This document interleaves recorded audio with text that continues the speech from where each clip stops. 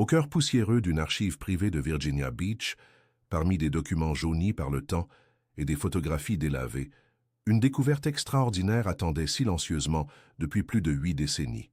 Le manuscrit, précieusement, conservé dans une boîte en bois marquée seulement des initiales EC et de la date 1944, contenait les paroles les plus intimes et révélatrices d'Edgar Cayce, l'homme qui a dédié sa vie à percer les mystères de l'âme humaine à travers ses états de conscience modifiés. L'entretien avait été mené par un journaliste discret durant les derniers mois de la vie de Cayce, lorsque le poids des années et des visions ne permettait plus de subterfuge ni de diplomatie. C'était un homme las, mais encore lumineux, qui s'était finalement permis de parler non comme le prophète endormi, que le monde connaissait, mais comme un être humain qui avait cheminé aux frontières de 2 mondes toute son existence. Les pages dactylographiées révélaient non seulement ses expériences les plus profondes avec l'au-delà, mais aussi ses convictions les plus intimes sur la nature de l'âme, la continuité de la conscience après la mort et le rôle divin qui gouverne toute la création. Pendant des décennies, cet entretien est resté caché, jugé trop révolutionnaire pour son époque, trop perturbant pour les conventions religieuses établies. Les gardiens de son héritage craignaient que ces paroles puissent être mal interprétées ou utilisées de manière inappropriée par ceux qui ne comprenaient pas la profondeur de son cheminement spirituel. Mais aujourd'hui, alors que l'humanité est plus réceptive aux mystères de la conscience et de la transcendance, ces révélations peuvent enfin émerger des ombres où elles ont été maintenues si longtemps. Edgar Cayce avait passé toute sa vie à naviguer entre 2 états d'être, l'homme simple et humble de Hopkinsville, Kentucky, et le canal à travers lequel affluaient des connaissances qui transcendaient les limites de l'expérience humaine commune. Dans ces derniers jours de 1944, tandis qu'il observait les feuilles d'automne danser au-delà de sa fenêtre, il comprit que le voile entre les mondes était devenu presque transparent pour lui. Les visions qui n'arrivaient auparavant que pendant ces transes médiumniques murmuraient désormais constamment dans sa conscience éveillée, comme si l'univers lui-même le préparait à la transition qui approchait. Durant l'entretien, Cayce révéla comment ses premières expériences avec l'au-delà avaient façonné toute sa compréhension de l'existence. Enfant, il pouvait voir et converser avec des parents décédés qui apparaissaient en sa présence avec la même naturalité qu'avec les vivants. Ces visions n'étaient exparimentées par la peur ou l'étrangeté. Au contraire, elles apportaient un sentiment de continuité et d'amour qui transcendait la fin apparente de la mort physique. Il décrivit comment sa grand-mère, décédée alors, qu'il n'avait que 7 ans, continuait à lui rendre visite régulièrement, lui offrant des conseils et du réconfort durant les moments les plus difficiles de sa jeunesse. Ce qui impressionnait le plus Cayce était la perception que ceux qui étaient partis n'étaient pas vraiment absents, mais simplement existant sur une fréquence différente de la réalité.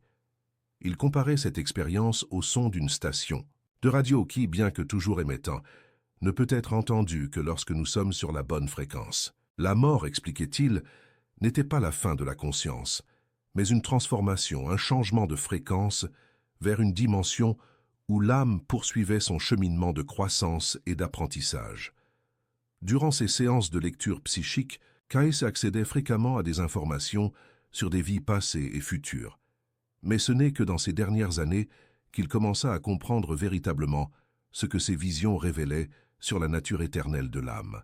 Il décrivit comment, durant l'état de transe, sa conscience voyageait à travers des couches de réalité, chacune plus subtile et lumineuse que la précédente. Dans ces voyages, il rencontrait non seulement les âmes de ceux qu'il avait connus dans cette vie, mais aussi des êtres de lumière qui semblaient servir de guides et de maîtres dans le processus d'évolution spirituelle. Une des révélations les plus profondes de Cayce, durant cet entretien final, fut sa description détaillée de ce qui se passe au moment de la mort. Il expliqua que la transition est précédée de signes subtils que seuls ceux qui sont à l'écoute des fréquences spirituelles peuvent percevoir. Dans les semaines précédant le départ, l'âme commence à se détacher progressivement du corps physique, créant des moments de lucidité accrue où la personne peut voir simultanément ce monde et le suivant. Durant ces moments, il est courant que les mourants voient des proches décédés les attendre, non pas comme des fantômes ou des apparitions, mais comme des présences réelles et aimantes prêtes à les aider dans la transition. Cayce révéla avoir été témoin de ce processus d'innombrables fois, tant dans ses visions que dans la vie réelle, et que chaque mort était unique comme une empreinte digitale spirituelle. Certaines âmes partaient doucement, comme si elles s'endormaient simplement pour se réveiller ailleurs. D'autres résistaient, attachées aux expériences terrestres, et avaient besoin de plus de temps et d'assistance pour comprendre que le voyage continuait au-delà du corps physique. Il décrivit comment les guides spirituels travaillent patiemment avec chaque âme, respectant son rythme et son besoin de compréhension avant de poursuivre vers les prochaines étapes de l'existence. Ce qui émergeait des paroles de Kaïsé était une vision de la mort non pas comme un événement isolé et terrible, mais comme faisant partie d'un processus continu de croissance et de transformation. Il parlait de dimensions d'existence organisées comme des écoles d'apprentissage, où les âmes continuent à évoluer et à développer des aspects d'elles-mêmes qui n'ont pu être pleinement explorés durant la vie physique. Chaque plan d'existence offrait des opportunités spécifiques de croissance, depuis la guérison de traumatismes émotionnels non résolus jusqu'au développement de capacités créatives et spirituelles qui transcendent les limites de la matière. Durant l'entretien, Kaïsé partagea aussi ses visions sur la nature de Dieu et de l'univers. Pour lui, le Créateur n'était pas une entité distante et jugeante, mais une force d'amour inconditionnel qui imprégnait toute l'existence. Il décrivit Dieu comme une conscience infinie, dont toutes les âmes individuelles étaient des émanations, connectées éternellement à la source par un fil d'or de lumière qui ne pourrait jamais être rompu. Cette connexion expliquait pourquoi les gens ont des intuitions, des inspirations et des moments de grâce qui semblent venir au-delà de leur propre compréhension consciente. L'univers, selon les mots de Case, était un organisme vivant et conscient où chaque âme jouait un rôle unique dans la symphonie cosmique de la création. Il expliquait que les lois qui régissent la croissance spirituelle sont aussi précises que les lois de la physique, mais opèrent dans des dimensions de réalité que la science n'a pas encore appris à mesurer. Le karma, par exemple, n'était pas un système de punition, mais un mécanisme d'équilibre qui permettait aux âmes d'expérimenter toutes les facettes de l'existence humaine au cours de multiples incarnations. Une des révélations les plus touchantes de Case fut sa description des retrouvailles qui attendent chaque âme après la mort. Il a parlé de réunions familiales transcendant toutes les barrières temporelles, où les grands-parents rencontrent des petits-enfants non encore nés, où des amis de vie passée se reconnaissent instantanément, et où l'amour qui semblait perdu par la mort est redécouvert dans sa forme la plus pure et éternelle. Ces retrouvailles ne se produisent pas seulement une fois, mais constituent une partie continue de l'existence au-delà, où les relations véritables continuent de croître et de s'approfondir à travers des dimensions infinies d'expérience. Case a révélé avoir assisté à beaucoup de ces retrouvailles pendant ses transes, et qu'elles étaient toujours caractérisées par une joie et un sentiment d'accomplissement sans égal dans l'expérience terrestre. Il a décrit comment les âmes se reconnaissent non seulement par les liens émotionnels qu'elles ont partagés, mais par une résonance énergétique unique qui persiste à travers toutes les formes d'existence. C'était comme si chaque âme avait une signature vibratoire distinctive qui restait constante, indépendamment du corps physique qu'elle habitait ou de la dimension dans laquelle elle existait. Durant les derniers mois de sa vie, Kaïsé a connu une intensification dramatique de ses perceptions spirituelles. Il a commencé à recevoir des visites régulières d'êtres qu'il a décrits comme des maîtres ascensionnés, des entités qui avaient achevé leur voyage d'apprentissage terrestre et servaient maintenant de guide à d'autres âmes en évolution. Ces êtres n'apparaissaient pas comme des figures physiques, mais comme des présences lumineuses qui communiquaient par transmission directe de connaissances et d'amour. Ils ont commencé à préparer Kaïsé à sa propre transition, lui montrant des aperçus des travaux qu'il continuerait à réaliser de l'autre côté du voile. Ce qui impressionnait le plus Kaïsé dans ses communications était la révélation que la mort n'interrompt pas le service qu'une âme peut rendre à l'humanité. Au contraire, elle amplifie souvent cette capacité, permettant à l'âme de travailler de manière plus subtile, mais tout aussi puissante. Il a vu comment beaucoup d'inspirations, d'inventions et de découvertes qui bénéficient à l'humanité sont en réalité le résultat de collaborations entre âmes incarnées et désincarnées, travaillant ensemble à travers les barrières dimensionnelles pour promouvoir le progrès et l'évolution de la conscience humaine. Case a également révélé ses visions sur le but ultime de l'existence humaine. Selon lui, Chaque âme est envoyée sur Terre avec des missions spécifiques d'apprentissage et de service, et ces missions sont soigneusement planifiées avant l'incarnation en collaboration avec des guides spirituels et d'autres membres de ce qu'il appelait la famille de l'âme. Certaines âmes viennent principalement pour apprendre à travers des expériences personnelles, d'autres pour enseigner par l'exemple, et d'autres encore pour servir de catalyseur de changement et de croissance pour ceux qui les entourent. Ce qui rendait chaque vie précieuse, expliquait Kaïsé, c'est qu'aucune expérience humaine, aussi simple ou difficile qu'elle puisse paraître, n'était gaspillée. Chaque moment de joie, chaque larme versée, chaque acte de bonté et chaque leçon apprise à travers la douleur contribuait à la croissance non seulement de l'âme individuelle, mais de la conscience collective de l'humanité. C'était comme si chaque vie était une note unique, dans une symphonie cosmique qui était composée à travers les éons, chaque âme contribuant à sa propre fréquence harmonique à la musique universelle. Durant l'entretien, Kaïsé a partagé une expérience transcendantale qui s'était produite quelques semaines auparavant. Alors qu'il méditait dans son bureau, il a senti sa conscience soudainement élevée vers une dimension de réalité qui transcendait tout ce qu'il avait expérimenté auparavant. Dans cet état, il s'est retrouvé en présence de ce qu'il ne pouvait décrire que comme la source même de la création, une lumière d'amour et de sagesse si intense qu'il a d'abord craint d'être consumé par elle. Mais au lieu de destruction, il a éprouvé le sentiment le plus profond de retour au foyer qu'il ait jamais connu. Dans cette lumière, il a compris que toutes les divisions et séparations qui caractérisent l'expérience humaine sont illusoires et qu'en fin de compte, il n'existe qu'une seule conscience, une seule vie, un seul amour se manifestant à travers des formes et des expressions infinies. Il a vu comment chaque âme est simultanément une goutte individuelle dans l'océan de l'existence, et l'océan lui-même s'expérimentant à travers la perspective unique de cette goutte.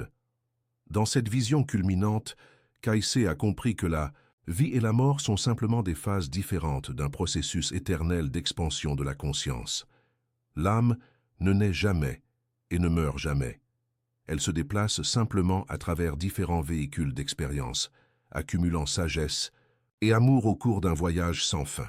Le corps physique n'est qu'un des nombreux instruments que l'âme utilise pour explorer les possibilités infinies de la création, tout comme un musicien peut jouer différents instruments pour exprimer la même musique divine qui résonne dans son cœur. Lorsqu'on lui a demandé comment les gens peuvent se préparer à leur propre transition, Kaïsé a offert des conseils simples mais profonds.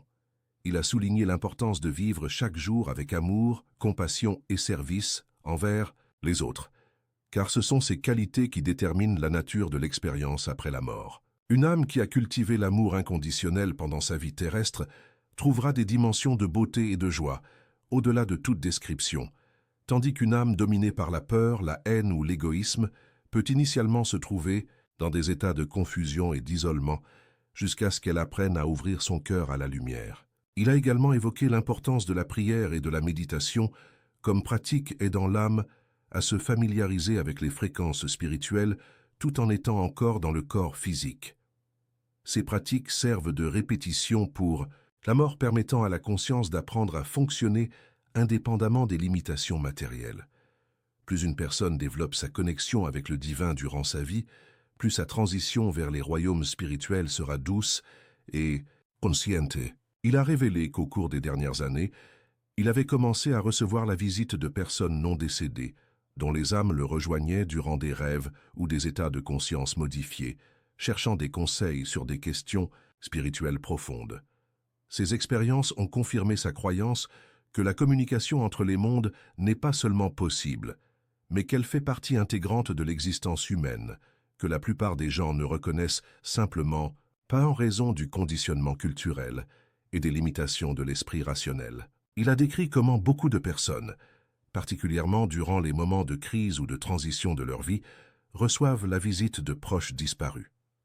Ces visites sont rarement des manifestations surnaturelles au sens traditionnel, mais plutôt des expressions d'amour continu et des offres de soutien et d'orientation.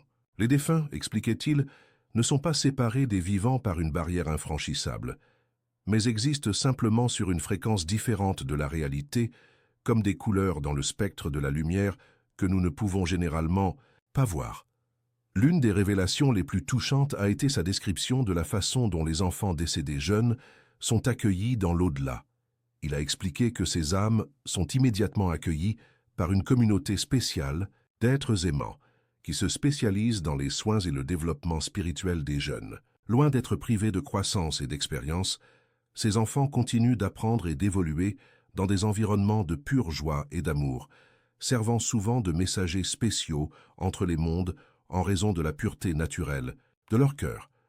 Il a également abordé le phénomène des expériences de mort imminente, qu'il avait observé à maintes reprises par le biais de ses lectures psychiques. Il a expliqué que ces expériences sont de véritables aperçus des royaumes spirituels, offerts aux âmes comme des cadeaux de grâce pour renforcer leur foi et réduire leur peur de la mort. Chaque expérience de mort imminente est unique, car elle est adaptée aux besoins spécifiques de l'âme et aux symboles et concepts qui communiqueront le mieux la vérité spirituelle à cette personne en particulier. Durant l'entretien, il a également abordé la question des animaux de compagnie et de leur destin après la mort.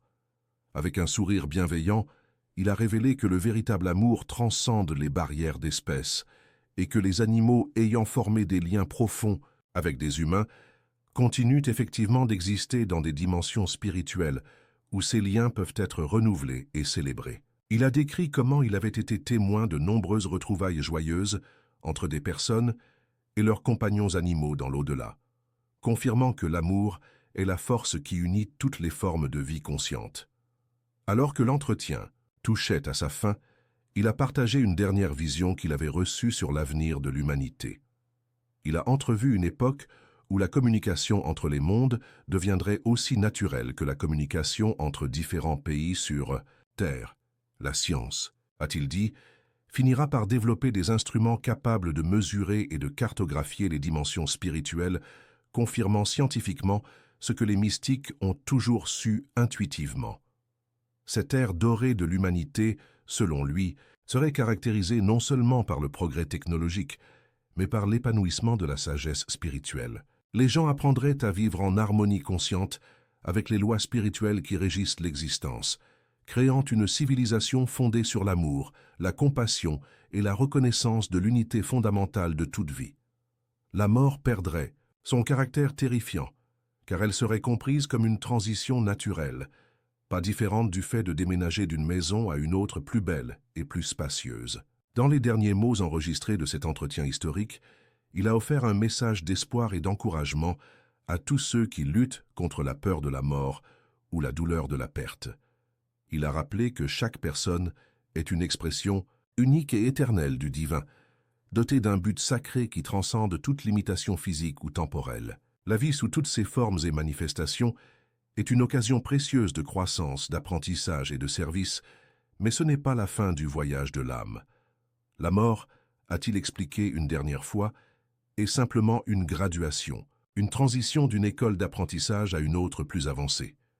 Les leçons apprises, l'amour donné et reçu, la sagesse acquise à travers la joie et la souffrance, tout cela demeure comme des trésors éternels de l'âme qu'aucune mort ne peut détruire, et ceux que nous aimons ne sont jamais vraiment perdus pour nous, mais continuent simplement leur voyage sur une fréquence d'existence que nous connaîtrons un jour aussi.